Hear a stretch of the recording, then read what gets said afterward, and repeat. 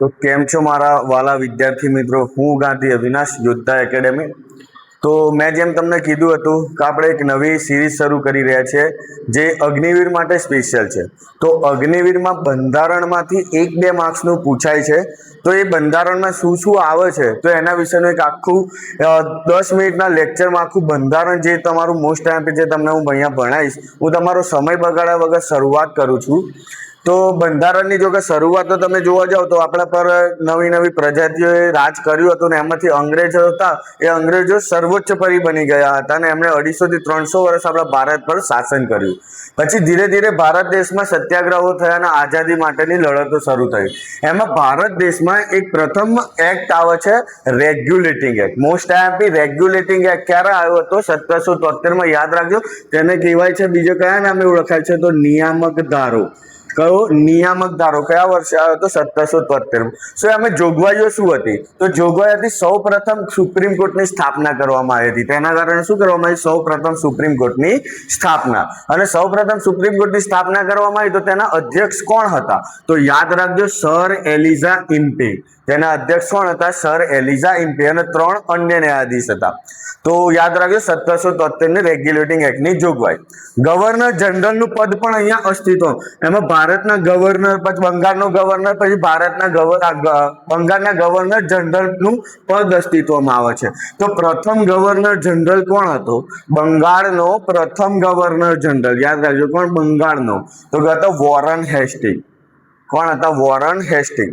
પછી આવે છે નવા એક્ટો આવે છે, પણ જે તમને મોસ્ટ આઈએમપી છે હું એટલા જ તમને કરાવીશ અને તમારે આને ચોપડામાં ઉતારી દેવાનું છે.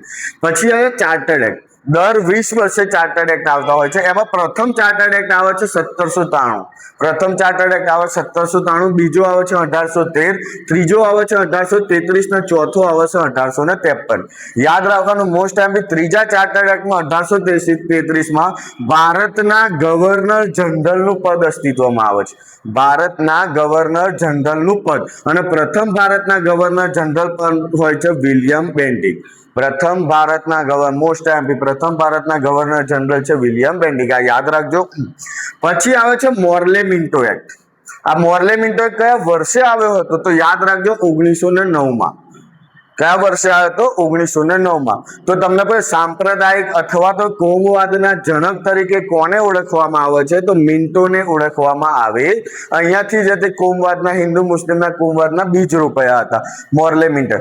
પછી જે મોન્ટેગ્યુ ચેમ્સફોર્ડ સુધારો. ગઈ કોન્સ્ટેબલમાં પ્રશ્ન પૂછાઈ ગયો 1919 માં કયો એક્ટ આવ્યો હતો? તો મોન્ટેગ્યુ ચેમ્સફોર્ડ સુધારો. તો આ પણ યાદ રાખજો 1919 માં. નહેરુ રિપોર્ટ. નહેરુ રિપોર્ટ કયા વર્ષે આવે છે? 1928 માં. પછી ભારત શાસન અધિનિયમ 1935. જે તમને મોસ્ટ આઈએમપી છે એટલા જ લખાવું છું ને બધી જોગવાઈ કરાવતો ને. જે આર્મીમાં પ્રશ્નો પૂછાય છે એ રિલેટેડ છે. મેં 10 પેપરનું એનાલિસિસ કર્યું છે, એના પરથી આ તમારું તારણ કાઢ્યું છે. ભારતના બંધારણમાં 1935 નો કેટલો ભાગ લેવામાં આવ્યો છે? તો 2/3 ભાગ ભારતના બંધારણમાં લેવામાં આવ્યો. એટલે માટે કે 66.66% ભાગ ભારતના બંધારણમાં લીધેલ છે. Cripps mission. ક્રિપ્સ મિશન ક્યારે આવ્યું હતું? તો 1942 માં ક્રિપ્સ મિશન આવ્યું હતું અને તેના અધ્યક્ષ કોણ હતા? સ્ટ્રેફર્ડ ક્રિપ્સ. મોસ્ટ આઈએમપી આ 18 વાર પરીક્ષામાં પૂછાયેલું છે કે 1942 માં કયું મિશન આવ્યું અથવા તો ક્રિપ્સ મિશન ક્યારે આવ્યું. પછી વાત કરીએ કે જોઈએ કે 3 જૂન 1947 માં એવું બને છે કે માઉન્ટ બેટન યોજના આવે છે. હિન્દુ અને મુસ્લિમ, જે મુસ્લિમ લીગની સ્થાપના થાય છે 1906 માં, એ મુસ્લિમ લીગ અને કોંગ્રેસના જે અંદર આંતરિક અથડામણો થતી હોય છે તો પાકિસ્તાનની અલગ માંગણી થતી હોય તો 3 જૂન 1947 ના રોજ માઉન્ટ બેટન યોજના આવે છે. એમાં ભારત અને પાકિસ્તાનના ભાગલા પડે છે. મોસ્ટ આઈએમપી ભારત અને પાકિસ્તાનના ભાગલા કઈ યોજનાથી? માઉન્ટ બેટન યોજનાથી. ભારત કયા દિવસે આઝાદ થાય છે? તો 15મી ઓગસ્ટ 1947. જ્યારે પાકિસ્તાન પૂછાય તો 14મી ઓગસ્ટ 1947. આપણે 15મી ઓગસ્ટ સ્વતંત્રતા દિવસ એટલે ઇન્ડિપેન્ડન્સ ડે તરીકે આપણે ઉજવીએ છીએ. પછી આ કેબિનેટ કેબિનેટ મિશન, આના કારણે જ વચગાળાની સરકાર બને છે. કેબિનેટ મિશન યોજના 1946માં આવે છે અને બંધારણ પછી એના કારણે બંધારણ સભા બનાવવામાં, વચગાળાની સરકાર બને છે અને બંધારણ સભા બનાવે છે. બંધારણ સભાનો સૌ પ્રથમ વિચાર મોસ્ટ એમ્પી કોણ આવ્યો હતો? M.N. રોય. ઔપચારિક રીતે વિચાર, જે વાસ્તવિક રીતે કોઈ વિચાર આવ્યો હતો આમના આવ્યો હતો માનવેન્દ્રનાથ રોય, તેમનું પૂરું નામ છે. પછી કેબિનેટ મિશન અંતર્ગત સભ્યોની નિમણૂક થાય છે. બંધારણ સભાની પ્રથમ બેઠક ક્યારે મળે છે? તો 9 ડિસેમ્બર. મોસ્ટ એમ્પી ક્યારે? 9 ડિસેમ્બર. એના અસ્થાયી અધ્યક્ષ કોણ હોય છે? તો યાદ રાખજો સચ્ચિદાનંદ સિન્હા. અસ્થાયી અધ્યક્ષ કોણ છે? સચ્ચિદાનંદ સિન્હા. પછી 2 દિવસ પછી બંધારણ સભાની બીજી બેઠક મળે છે અને બંધારણ સભાની બીજી બેઠકમાં શું કરવામાં આવે છે? સ્થાયી અધ્યક્ષની નિમણૂક કરવામાં આવે છે. કોની નિમણૂક કરવામાં આવે છે? સ્થાયી અધ્યક્ષ. અને સ્થાયી અધ્યક્ષ કોણ બને છે? રાજેન્દ્ર પ્રસાદ, જે પાછળ જતા ભારતના પ્રથમ રાષ્ટ્રપતિ બને છે. ચલો, બંધારણ સભામાં કુલ કેટલી સમિતિ હોય છે? 22 સમિતિ હોય છે.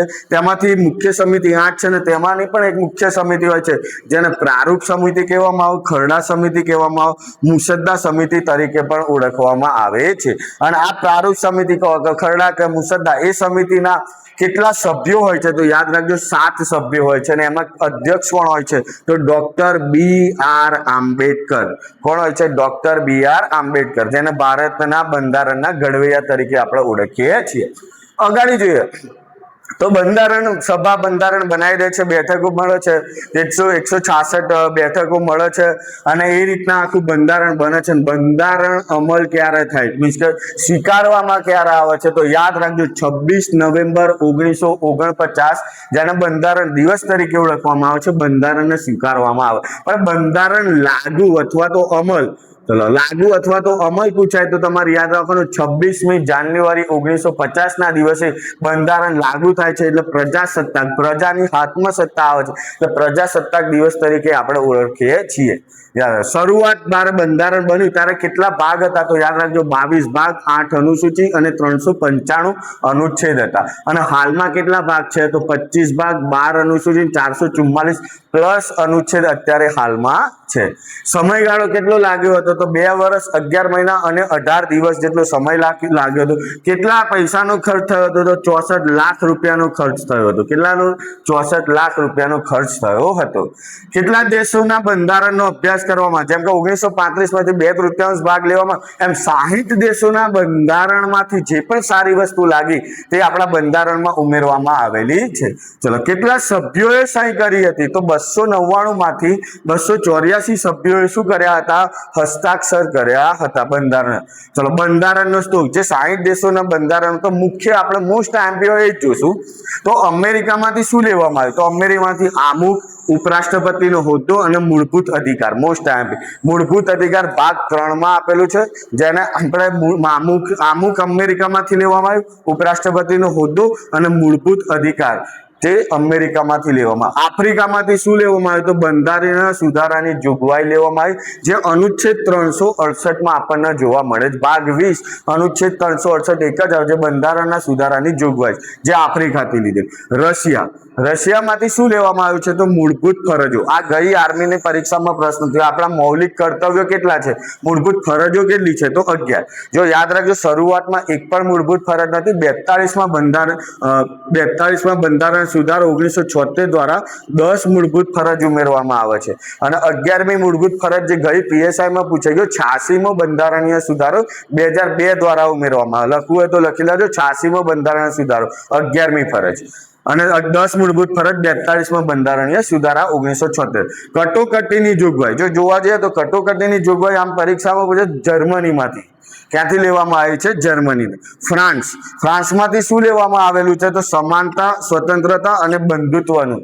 સમાનતા, સ્વતંત્રતા અને બંધુત્વની માહિતી ક્યાંથી લેવામાં આવી છે? ફ્રાન્સમાંથી. ઓસ્ટ્રેલિયામાંથી શું લે? તો આમુખની જે ભાષા છે, આમુખની ભાષા અને સંયુક્ત યાદીઓ ક્યાંથી લેવામાં આવે છે?